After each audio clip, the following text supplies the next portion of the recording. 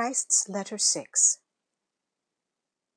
This letter is a continuation of the topics in Letter 5, where Christ begins to explain the true processes of creation. He touches on what science and religious doctrines have believed, rejects them, and defines the truth of being. He touches on the truth regarding the human ego, the means of earthly individuality, and therefore necessary, but also the source of all suffering.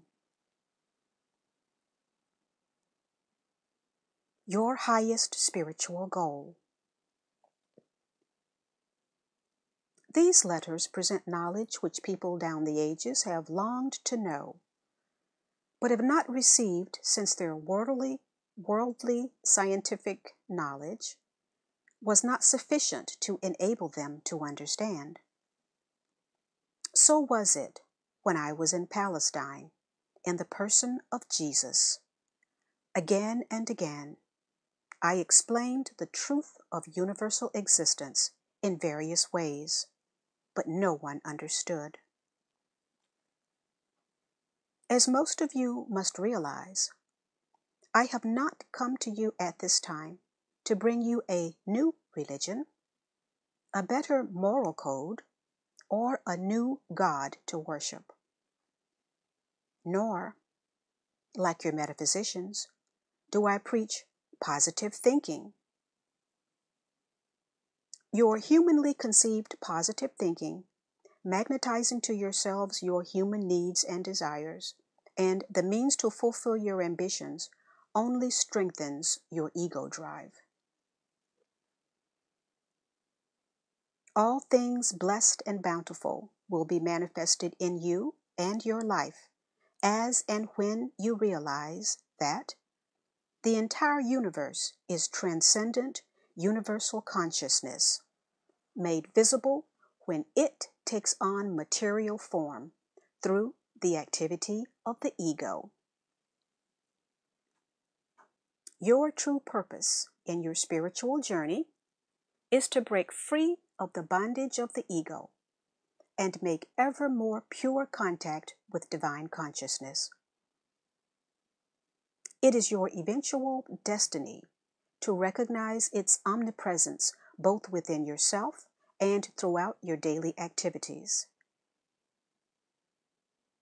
Your highest spiritual goal is to come to that spiritually exalted moment when you finally realize that your human mind and its desires are only finite and therefore can never bring you the happiness and fulfillment you will experience when you lay down your selfhood and come to divine consciousness, asking only for the higher way, more abundant life, and the true spiritual purpose which you alone can accomplish in your earthly state.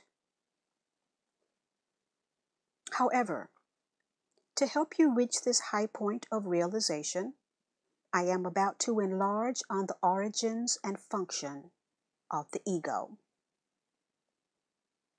As I contemplate your world, I see a dimension presently controlled by ego force.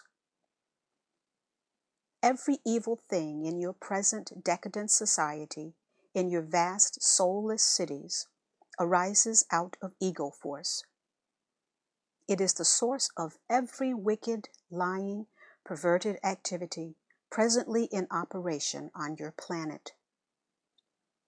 It controls the media, your TV, your families, nations. It is productive of wars all over your globe. It creates a foul miasma of low consciousness energies, perceivable by higher spiritual entities, but too horrible to contemplate.